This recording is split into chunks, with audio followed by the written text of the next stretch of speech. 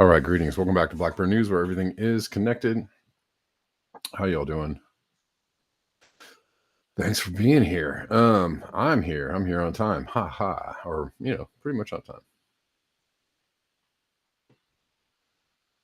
Just faked you out. Faked you out once again. What's up, people of Rockfin? How are you doing? Old as Dirt, Victory Jen, William Moy. What up? All right. Anyways, I got a lot to cover, so just wanted to start the show because, as usual, there's lots to talk about.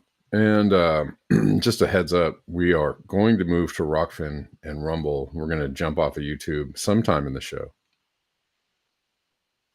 So there's a bunch of things I want to cover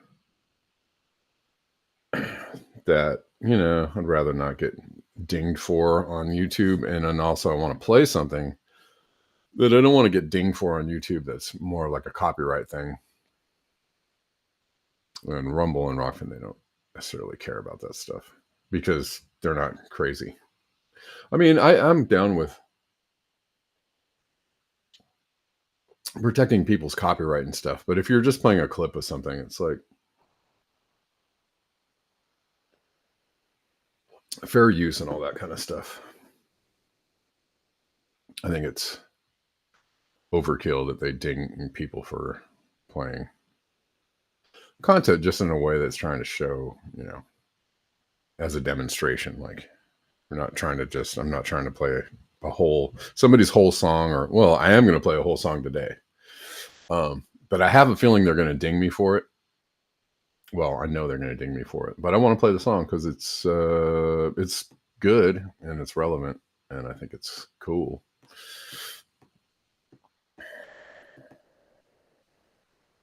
Has anybody been seeing all the breakdowns of the Kendrick Lamar halftime show?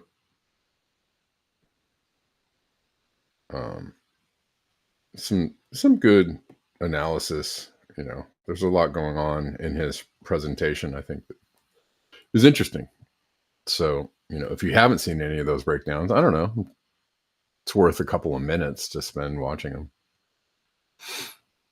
There were a lot of little hidden nuggets in that performance, which are kind of cool. But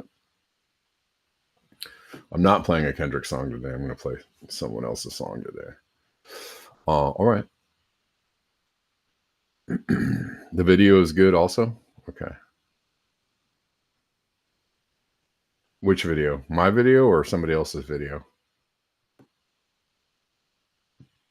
I don't know what you mean. All right. Well, let's get into it because, stuff.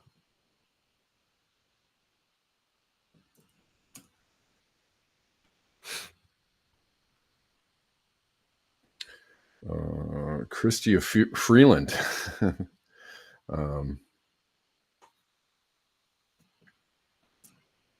Threatening Trump with some reverse tariffs. Threatens Trump with the biggest trade blow that the United States has ever endured. I don't know. We'll see. This includes 100% tariffs on all Teslas, a direct attack on Elon Musk, and a full ban on Wisconsin dairy products. To stick it to Trump, I'm calling on all countries that are affected by this tariff to join us. And our retaliation will target specific Trump constituencies. So dairy farmers, are dairy farmers all Trumpers? Is that what she's trying to say? That sounds awful racist or whatever. It sounds awful prejudiced. Really? You just assume that dairy farmers are Trump voters? I mean, maybe. Are all farmers Trump voters?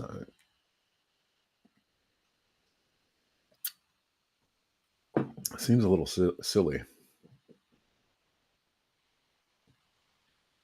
I don't have one chat in the YouTube chat. Are you guys there?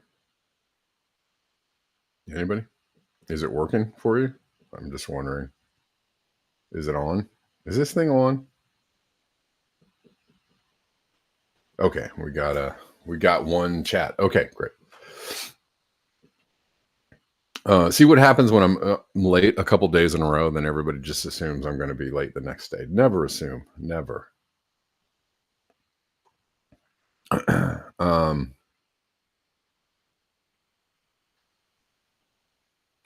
Oh, you guys couldn't actually see that. Sorry. The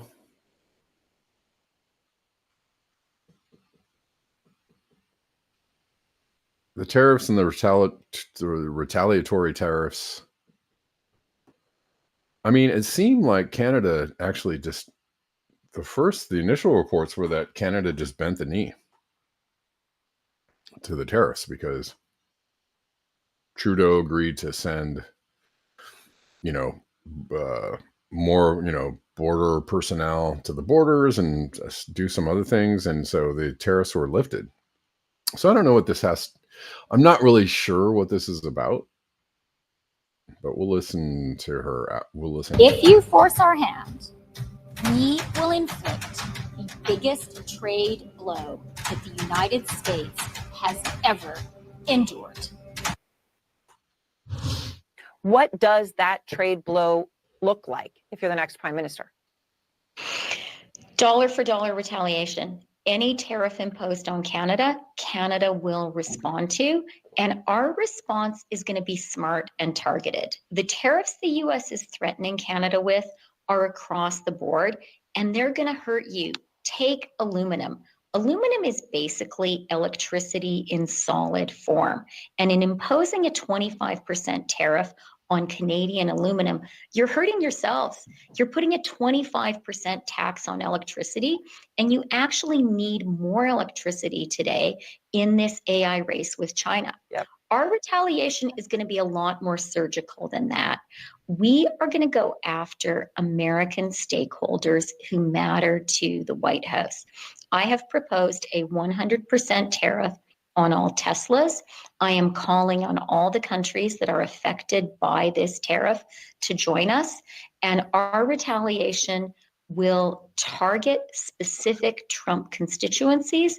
Another group that we're going to go after is Wisconsin dairy farmers. We know how important they are for the president, and we're not going to let them sell their products in Canada anymore. Okay. Well, I think, this is something she's threatening, and it's not something that's actually happening or that is going to happen anytime soon. So, I guess they just had to have CNN had to have her come on and say, this is what we're thinking about. These are strong, tough words. I mean, the original announcement of the tariffs sent the stock market tanking, and some economic news today about inflation on the rise, which Trump was promising. One of his campaign promises was to help out the little guy. But who knows what's really going on here? I mean, we all know that inflation has been bad for the last few years. So this could mean, I mean, they're saying inflation picks up speed. So the new consumer index rose by 3% last month, up slightly from December's annualized 2.9% reading.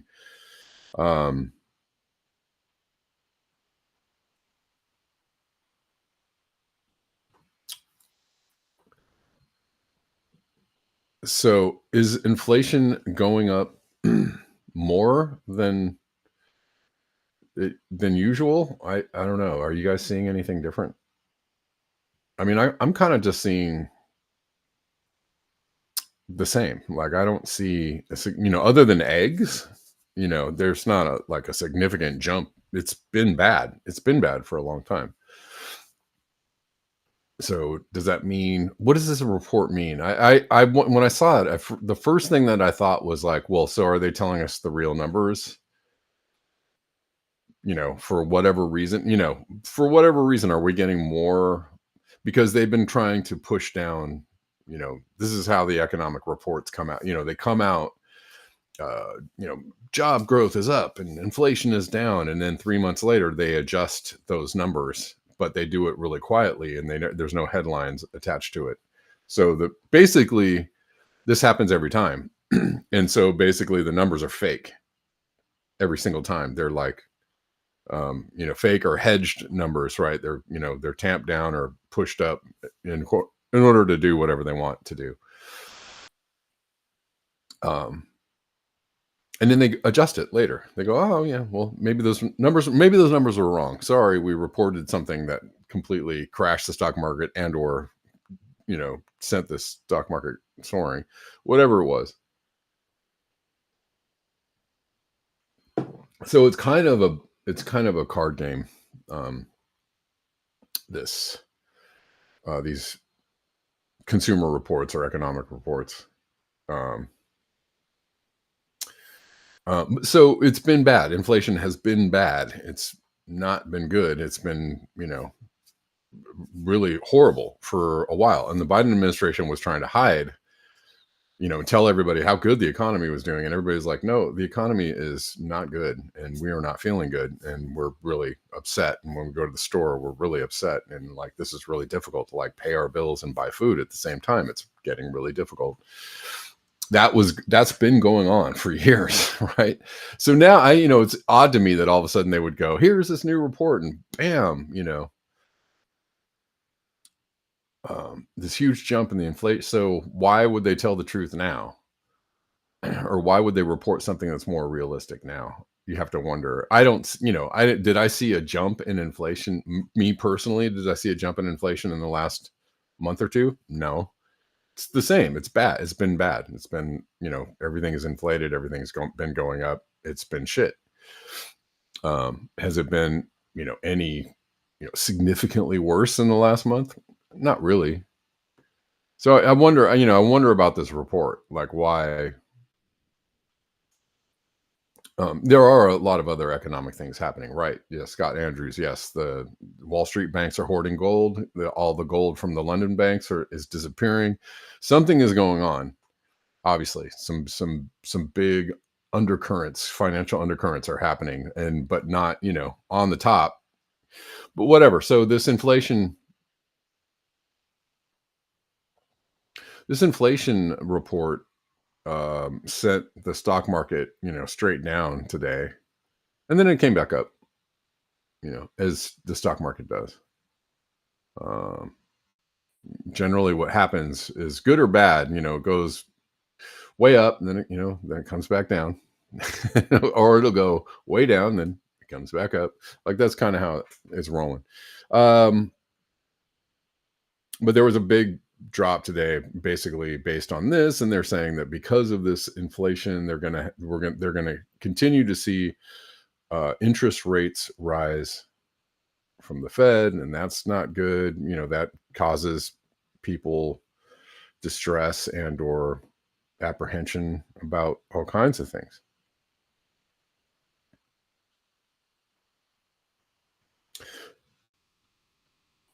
Inflation ticked higher in the U.S. in January as Donald Trump returned to office with a pledge to rapidly reduce prices.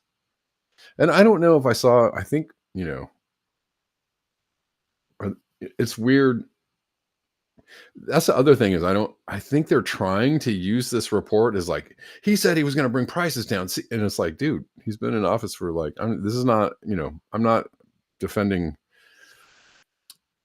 Trump. I'm just saying he's been in office for like 4 weeks or not even 4 weeks, 2 weeks, 3 weeks. I don't know what it is. Not a long time. So, you're not going to, for the most part, after the election, it sent the stock market going up, but there's been the tariffs thing and now this and some other things have caused some wobbliness in the stock market and in Bitcoin and other things. So,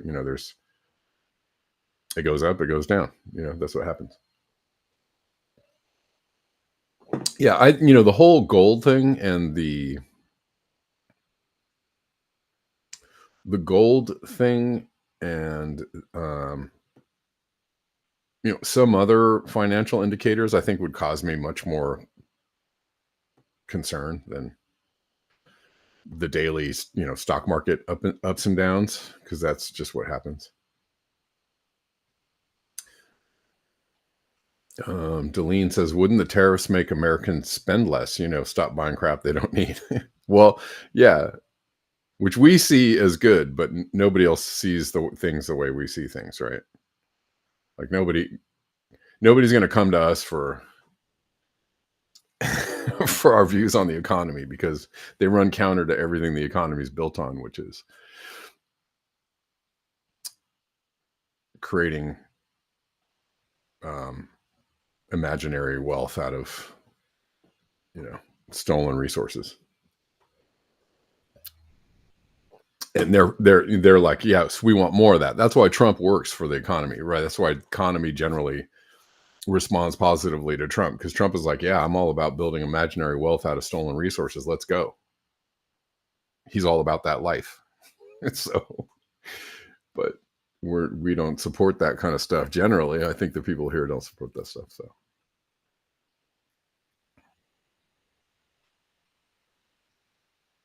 money transfers have been taking longer. Is that true, Scott? I haven't noticed that, but maybe I'm tripping.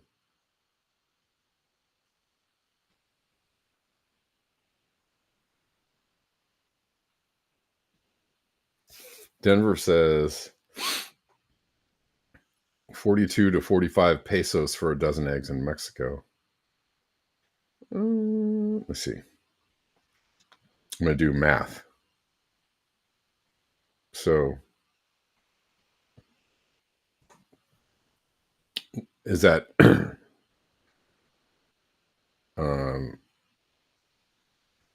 8? What is that? 80 cents? No.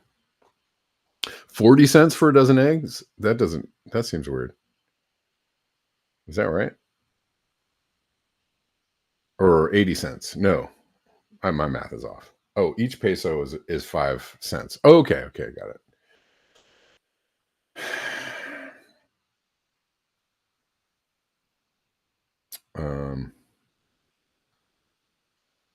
I'm doing bad math. $2 for so it's more like $2 for a dozen eggs. Is that right? Am I doing math right there? I don't know. I'm generally pretty good at math, but for some reason it just flew out of my head there. But I saw a post about that the eggs are just a regular price in Mexico.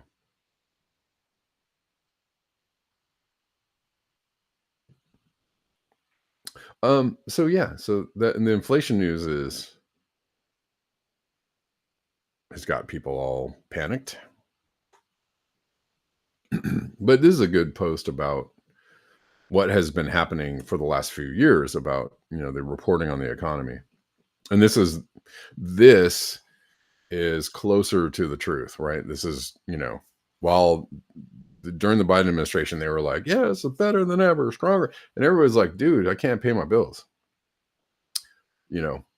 I'm, a couple of days away from being homeless, and you're telling me the economy is stronger than ever, and we're adding jobs, and inflation is not bad at all. So here's a post about what these inflation, or what the statistics they were trying to push on people were, really what the underlying reality was, which is from Kate Willett. This is a jaw-dropping statistic. Literally, F everyone who blamed TikTok and burrito taxi too expensive. I don't know what that is. For people having negative perceptions of the economy. We are going to alternate between red fascist and blue fascist every 4 years until someone solves this. So somebody was talking about, I don't believe those who went into this past election taking pride in the unemployment numbers understood that the near record low unemployment figures, which they were pushing out, and everybody's like, that doesn't make any sense. The near record low unemployment figures, the figure was a mere 4.2% in November, counted homeless people doing occasional work as employed. If you filter the statistic to include as unemployed people who can't find anything but part-time work, or people who make poverty wage, roughly $25,000 or lower, the percentage is actually 23.7%. In other words, nearly 1 in 4 workers is functionally unemployed in America today. Hardly something to celebrate. And they're retweeting this Politico article, which is called, now they're admitting to it, right? Now they're like, oh yeah, we were totally lying.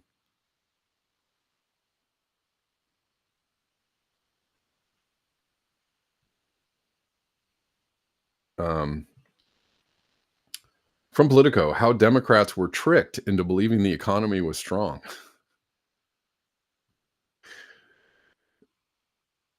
Voters were right about the economy. The data was wrong. The data wasn't wrong. The data was misreported, was misinformation. It was not correct data. Here's why unemployment is higher, wages are lower, and growth less. Well, and they outlined why in that excerpt. So yeah, they're saying, they skewed the numbers by counting, people who were basically living in poverty, making less than $25,000 a year, or just working part-time. They counted those people as employed. Homeless people doing odd jobs employed, probably, gig workers who were, making less than minimum wage, maybe sometimes.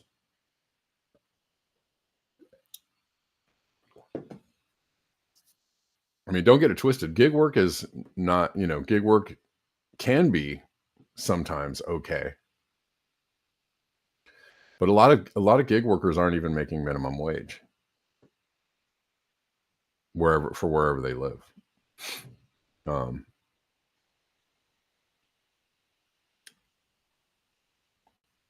Because they got to compete with other gig, there's a whole lot of factors involved in that. Anyways.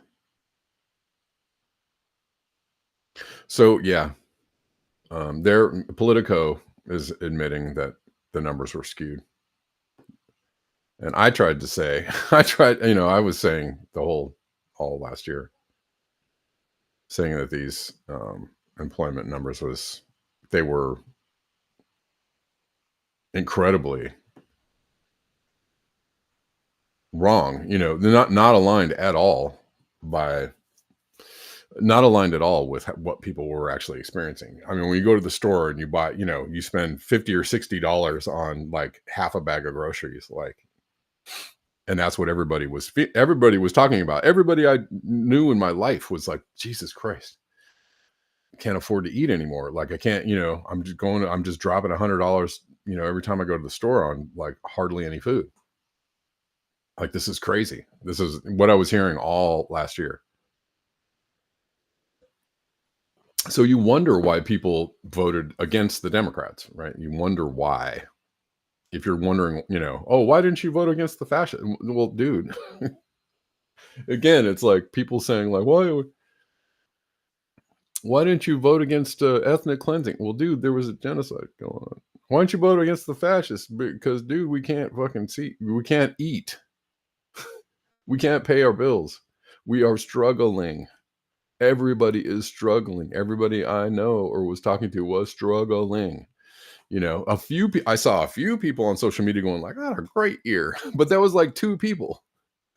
2 people out of like, all the other people that were like, Jesus Christ, like I can't. Oh man, just barely making it. Those were the exceptions. People that were doing okay last year were exceptional. They were way out of the norm, way out of the mean. And bully on you. If you did good last year, you had a good year, but congratulations, more power to you. That was awesome. I'm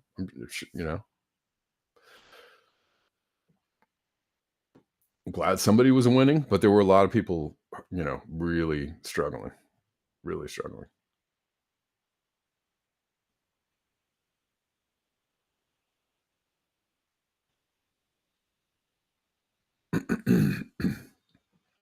Denver says Trump saved DC by reinvigorating the 2-party dichotomy and its partisan blinders. Yeah, sure. Absolutely.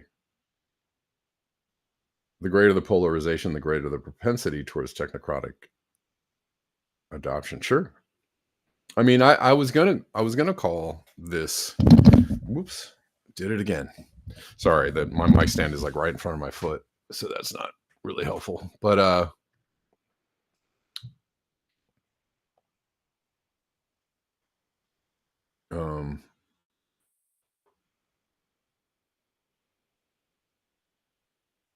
what was I gonna say? I don't know. Oh, I was gonna say that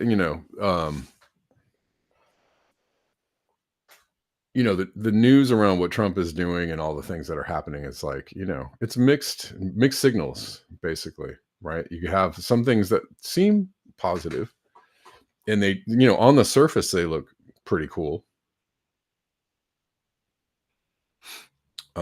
Some things are just glaringly like dumb and like, what? Like what's, I don't, what, focusing on DEI and ICE raids and hyping all that up and like, renaming the Gulf of Mexico. Just some stuff is just like ridiculous, just on the surface, just on the face, just like dumb. But like, there are some things that you can point to and go like, all right, well, that might be cool, but there's always kind of this catch to it.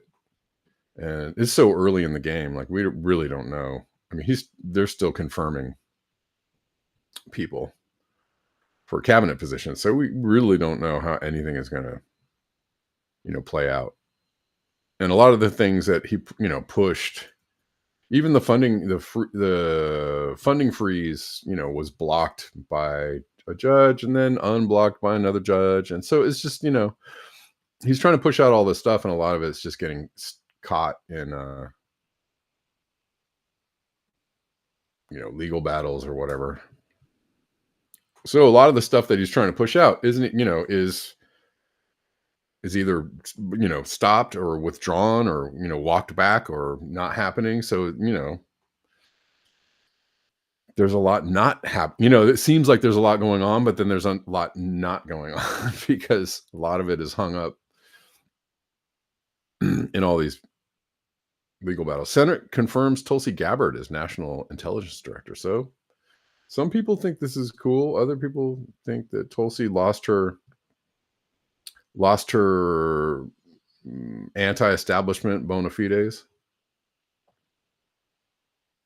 by kind of saying stuff that didn't align with her former self. She has a new self. She says to new self, you know what? Maybe we can support this weirdness over here.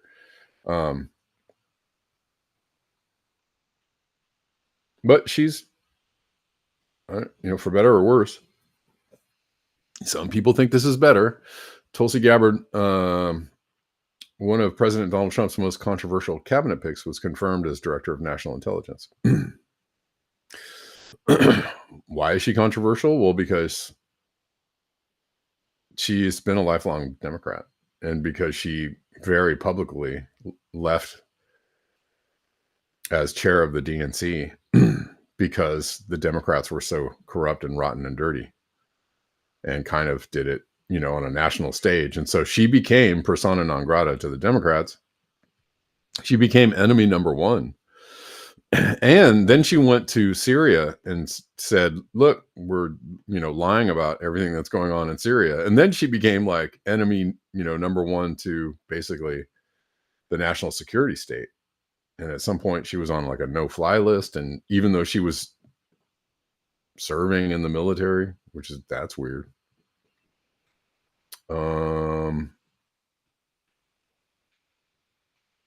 And, plenty of people also think that maybe all of this is theater and she's just a really good actress and on the stage of, I'll save the Republic. Right. But bait and switching and baiting. She's controversial because she's not very smart. I wouldn't say, if you're going to pick at Tulsi Gabbard, I wouldn't call her intelligence into question. It's kind of like RFK Jr. Like, the dude is brilliant. He's got a really sharp mind. He's well-spoken, thinks good thoughts, pretty good writer. Like, you can't really attack him for being dumb, but maybe you're just being funny. Salt Lakers. I don't know. I don't think Tulsi Gabbard is dumb. I think, yeah. I don't even know.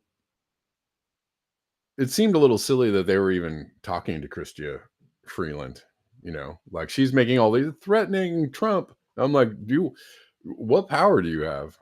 So it's a little bit silly. I don't know. I played that just for,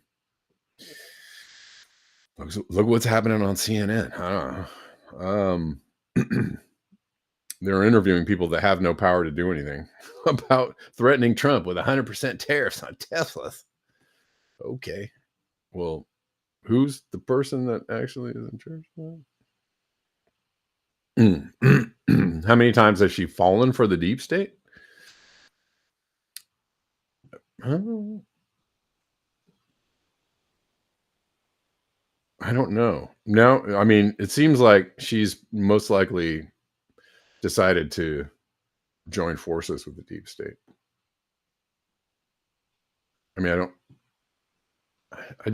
I wouldn't call any of her moves done out of like stupidity, maybe nefarious intentions or something, or, whatever, opportunism, but she enlisted. Okay. Point taken. But, yeah, I can, she's not dumb.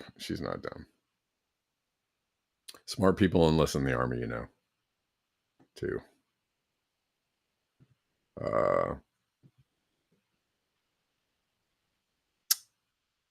Let's see. And not only that, I think that it's looking very likely that RFK Jr. is going to get confirmed as well. Not quite there yet. Again, it's for the same reason, controversial for the same reasons, but lifelong Democrat, smart person, tells the truth, and he's roundly hated for telling the truth. But about those truth tellers that sprinkle in the lots of truth with a couple of lies. They're very effective at duping people into going like, this is going to be great. I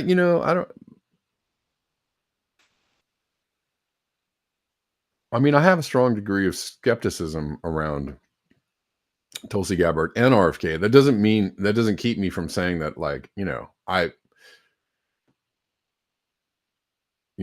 do on a kind of a basic level like both of them, because they say things that are, true and correct out loud in public. They're willing to point the finger at the people who are doing people harm and the bad guys and go like, hey, look what they're doing. Like, but maybe they're all being brought to heel like Bernie Sanders. Bernie Sanders became a hero for calling out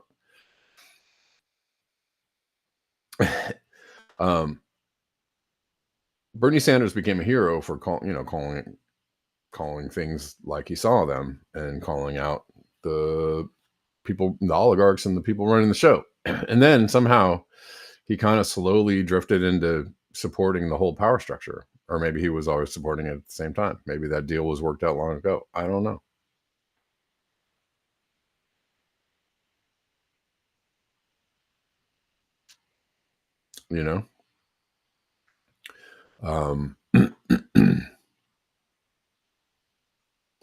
Was Bernie Sanders trying to sheepdog people into the Democratic Party, or was he trying to get everybody to vote for Trump, or was he really trying to run for president? The first time it seemed real, but a lot of people discount that as not real. The second time, I think, was less believable, for sure. And but COVID we don't know how it was going to play out, because COVID kind of just came in and went like, psh, there's your primary. It's Biden. Everybody bow down. Everybody bow down to Biden and to Trump. That was an interesting scenario, because COVID, because it was an emergency, the entire Democratic Party was like, we don't have time for this primary stuff. Let's just go with Biden, And then on Trump's side, because it was a national emergency, it was like, everybody just agree with Trump because it's emergency. We don't have time for this, partisan whatever. Like, we don't have time for debating or anything. We got to get this done. So everybody just do what Trump wants, right? Like, that's kind of how it went. So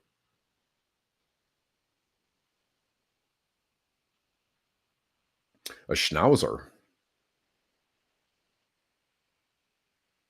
So anyways, Tulsi's in, and RFK is probably going to be in. Well, this is one of the knocks I hear about Tulsi, is that she's close to Modi, and that she's truly anti-Muslim, that she supports Modi and his brutality against Muslims. And it's a legitimate knock. Yeah.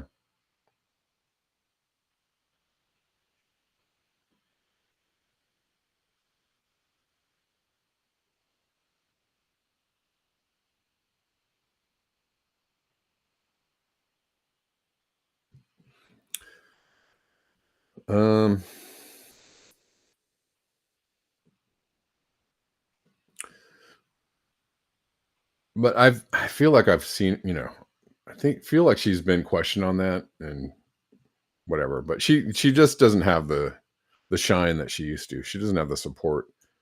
There used to be a whole bunch of people that were super high on Tulsi and her truth telling, and now a lot of those people have left the clubhouse. The Tulsi Gabbard clubhouse. They're not. I think a lot of people left the RFK clubhouse when he decided to stop running for president. It's kind of in the same way that, it's kind of ridiculous, because right, like, Bernie Sanders could have jumped out of the Democratic Party, ran independent, and probably beat both Hillary and Trump. He probably could have won that election had he was a real live, a real live boy. had he, been serious about his intentions, truthful about his intentions, he could have jumped out and done it. He had enough support, and I believe that fully with my heart. Like that. Had he been a real candidate and not bowed down to the Democratic Party, he could have jumped out, run an independent, and that would have been the end of it, and it would have been over. Or they would have had to do something to him because they can't have stuff like that. But happening. And RFK Jr. had enough support, like so much support that, people were really concerned about how badly he could tilt the race. And he could have legitimized an independent party run for president. He could have at least given it some strength, some momentum, right? Seen it all the way through to the end and got, whatever, 10% of the vote or 15% of the vote. I mean, it wouldn't have been it would have made people feel like, oh, maybe we can vote for somebody else. But they don't want that. They don't want anybody thinking that stuff, which is probably why he didn't end up finishing.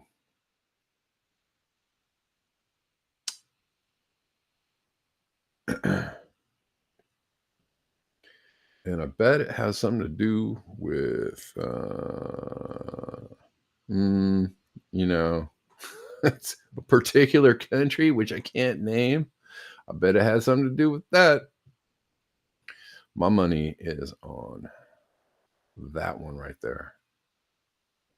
So Pete Hegseth came out and said some interesting things. And again, like this could be seen as like a positive on some, on an anti-war, or if you're against the Ukraine war, if you're not into it anymore, if you just see see through the facade of why it's happening, this could be seen as a step in the right direction.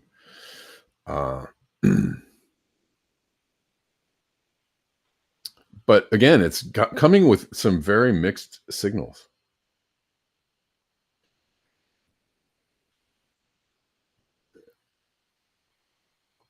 Yeah, totally. Denver, I see that. I see that. I see it now. Well, people didn't see it back in the day. People were like, Bernie is the real deal, man. Come on.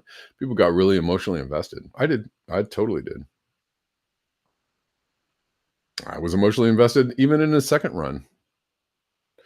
It took a long time for me to be like, wow, this dude really is super duper fake, or just super bought off. But who knows what really happened? But he has thoroughly bent the knee to, if there was an independent bone in his body, it doesn't exist anymore. It's gone. So whether it was there from the beginning or a slow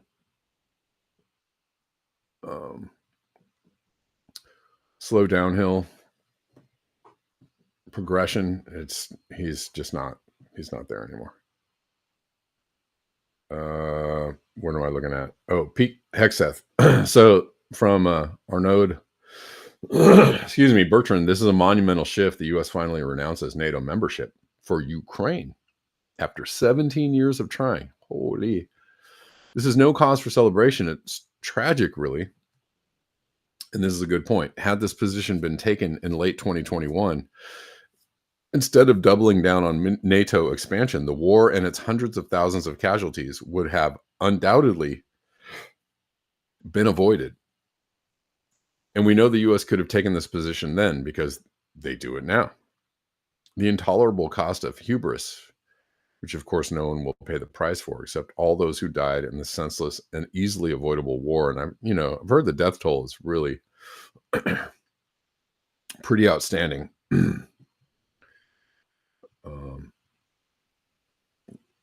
The real death toll, that is. Here. The United States does not believe that NATO membership for Ukraine is a realistic outcome of a negotiated settlement. Instead, any security guarantee must be backed by capable European and non-European troops. If these troops are deployed as peacekeepers to Ukraine at any point, they should be deployed as part of a non-NATO mission, and they should not be covered under Article 5. There also must be robust international oversight of the line of contact. To be clear, as part of any security guarantee, there will not be U.S. troops deployed to Ukraine. The United States does not believe that NATO membership for Ukraine is a realistic outcome of a negotiated settlement. And I also believe that Trump, there's another a little more explanatory post on this. Trump said, let's save this. Hold on. Trump said that that Ukraine might ultimately be part of Russia, or whatever parts of Ukraine are now Russian will remain Russian, something like that. And I think that Hegseth said something of the same ilk.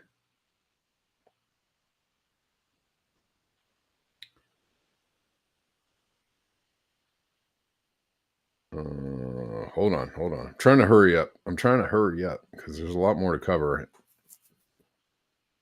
I'm taking too long, talking too much. Just report the news, and then I'll stop talking about everything. Sagar says tectonic shift in U.S. policy. Official declaration that a return to 2014 borders is unrealistic. What else? NATO membership for Ukraine is off the table. Only European troops will be considered for peacekeeping forces. These will not be covered under Article 5, which means that there's Article 5 is what is it's like, if you attack our guys, we got your back, basically.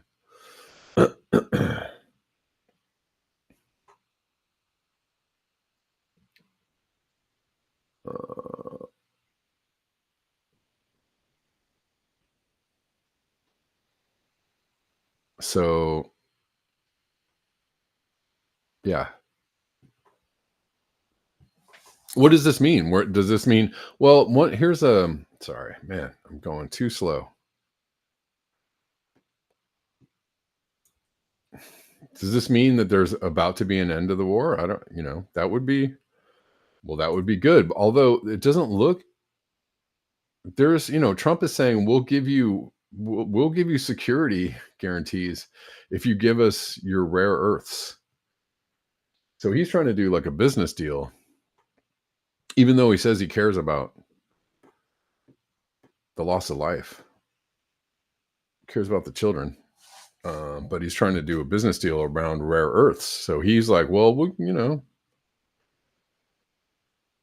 give us a return on our significant investment that we've already laid out over the last few years. And maybe we'll keep it going for you. Trump demands $500 billion in rare earths from Ukraine for continued support. That is, that's pretty cynical. The poor Ukrainian guy being forced into Zelensky's death van to be shipped off to Eastern Meat Grinder. The Eastern Meat Grinder must know he's fighting to secure his country's mineral wealth for Donald Trump. And this is a real thing. People are kidnapped on the streets. Men are kidnapped on the streets in Ukraine and forced by gunpoint to go fight. That's happening here. Guys being forced into a van. They can be conscripted. That is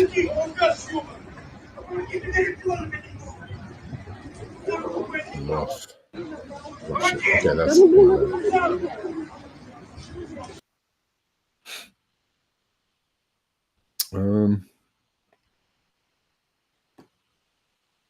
So are we going to get the rare earths, or are we going to end this thing? You know, JFC. I hope it ends.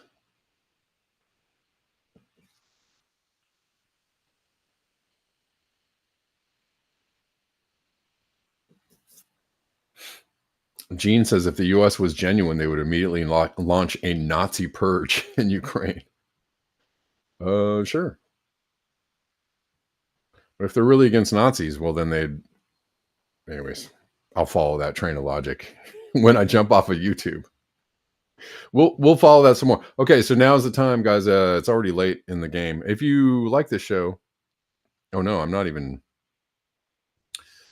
Dang, I don't know how this show might run a little bit longer today because we're not even to the jumping off point.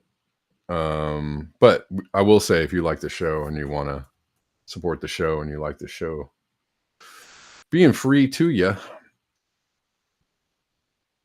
Monday through Friday, and you want to see the show continue to come to you, that is a messed up draft system. That is true.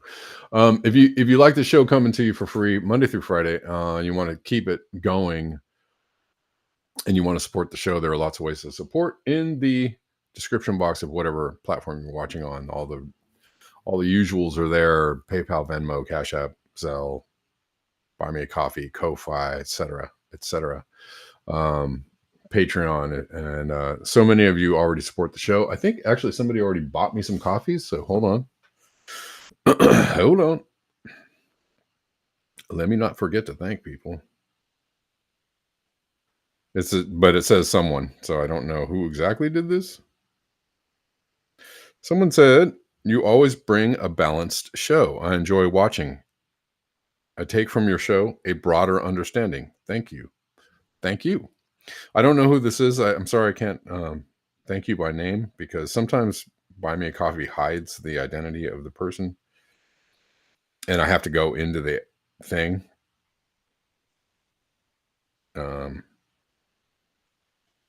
So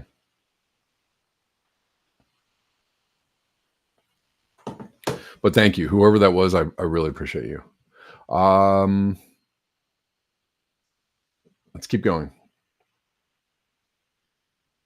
There's, this is supposed to be a plus that they're really serious about releasing some JFK files and some other, like, supposedly the Epstein list and supposedly some other things.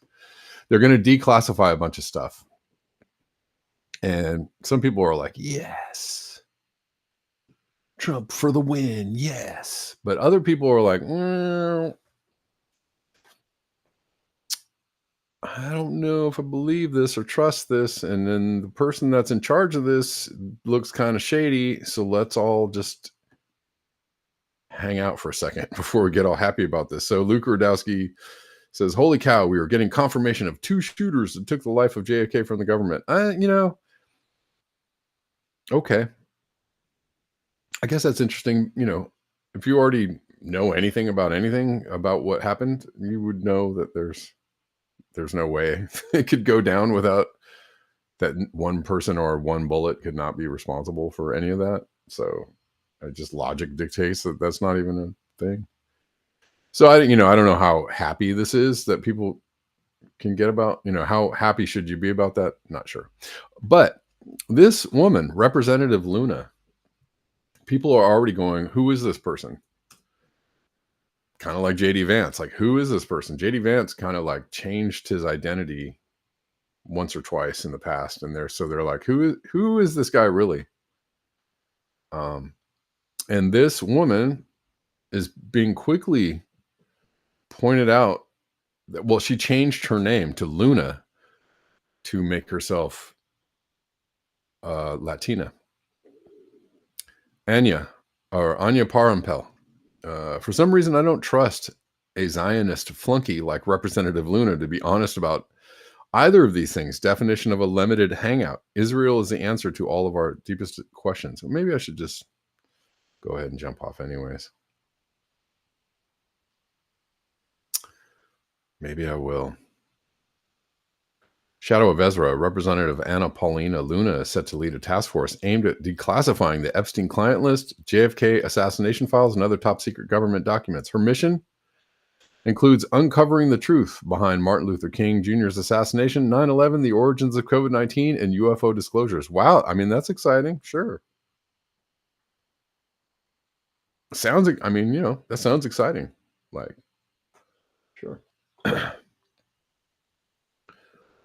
If it was, you know, if it's really going to happen and be like maybe a tectonic shift in how much the government is willing to reveal about its own involvement with things that we already knew they were involved with, but they can't admit outright. Like everybody knows, like they were involved in all, you know, somehow in all this stuff.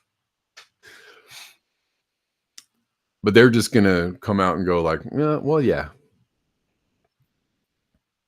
Okay, y'all, I'm gonna jump off of YouTube now because I feel like I'm starting to wade into murky waters. So we're all going to go to Rockfin or Rumble for the rest of the show. So everybody, now is the time. I'm going to give you a couple seconds to get over there. I'm going to turn off the YouTube stream, and we'll go over and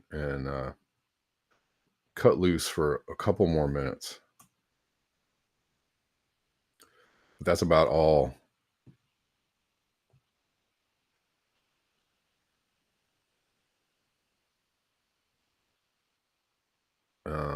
That's about all I can do on YouTube today, I think.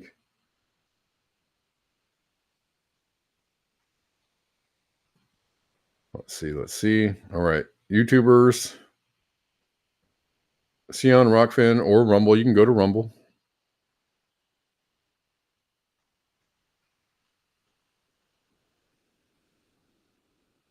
All right.